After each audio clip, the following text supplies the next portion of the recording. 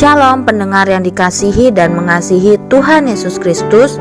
Berjumpa lagi dengan saya Cynthia dalam waktu teduh. Marilah kita menyiapkan hati kita untuk mendengarkan firman Tuhan.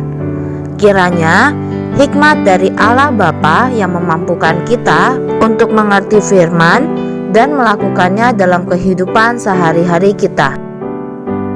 Renungan harian hari ini berjudul Ular Tersembunyi. Nats pembimbing hari ini diambil dari Amsal 29 ayat 23. Demikian firman Tuhan. Keangkuhan merendahkan orang, tetapi orang yang rendah hati menerima pujian.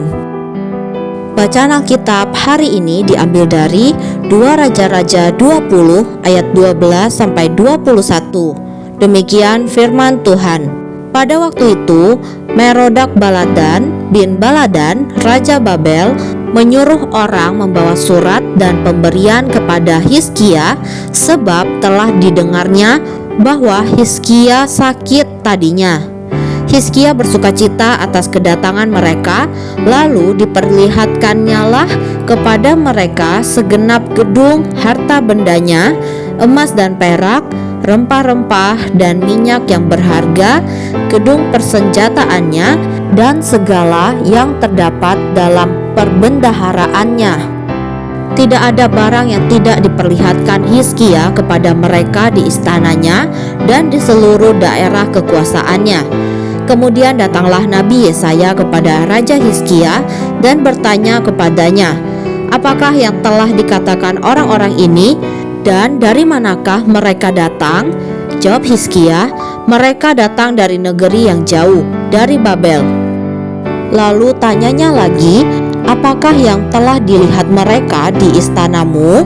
Jawab Hizkia, "Semua yang ada di istanaku telah mereka lihat. Tidak ada barang yang tidak kuperlihatkan kepada mereka di perbendaharaanku." Lalu Yesaya berkata kepada Hizkia, "Dengarkanlah firman Tuhan. Sesungguhnya suatu masa akan datang bahwa segala yang ada dalam istanamu yang disimpan oleh nenek moyangmu sampai hari ini akan diangkut ke Babel. Tidak ada barang yang akan ditinggalkan. Demikianlah firman Tuhan. Dan dari keturunanmu yang akan kau peroleh akan diambil orang untuk menjadi sida-sida di istana Raja Babel." Hizkia menjawab kepada Yesaya, "Sungguh baik firman Tuhan yang engkau ucapkan itu. Tetapi pikirnya, asal ada damai dan keamanan seumur hidupku."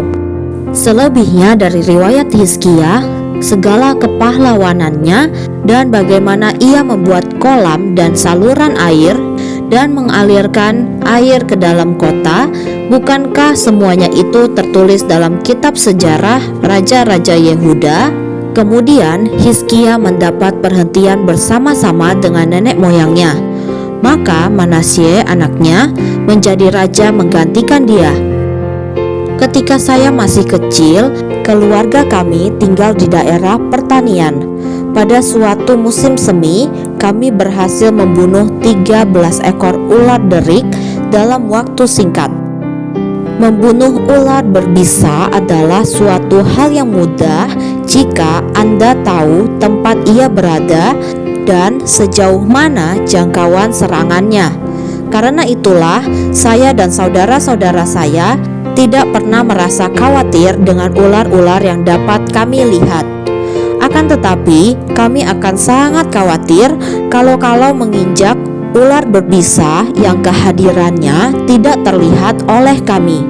Raja Hizkia digigit oleh sebuah godaan yang terselubung, bukan digoda oleh iblis yang besar dan tampak jelas. Hal tersebut terjadi karena ia membiarkan sikap sombong dan mengandalkan diri sendiri menghancurkan karirnya. Ia seharusnya percaya kepada Tuhan yang akan memberinya perlindungan dari para musuh.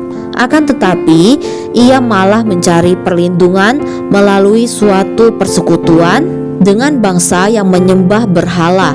2 Tawarik 32 ayat 25 dan 31. Sayang sekali, raja yang baik itu justru menodai pemerintahannya dengan dosa ini. Kita patut waspada agar tidak membiarkan kesombongan bertahta di hati kita, sehingga kita seperti Hizkia menyerah terhadap tipu muslihat musuh. Mungkin kita dipersiapkan untuk melawan ajakan dosa yang tampak jelas dan dapat menodai nama kita. Tetapi bisa jadi kita tidak siap menghadapi godaan kehidupan yang cerdik. Waspadalah terhadap ular derik yang tersembunyi. Ular-ular seperti itu justru yang paling membahayakan. Jika Anda ingin menaklukkan godaan, izinkan Kristus menaklukkan Anda lebih dulu. Demikianlah renungan harian hari ini. Sampai jumpa lagi pada kesempatan berikutnya. Tuhan Yesus memberkati kita semua.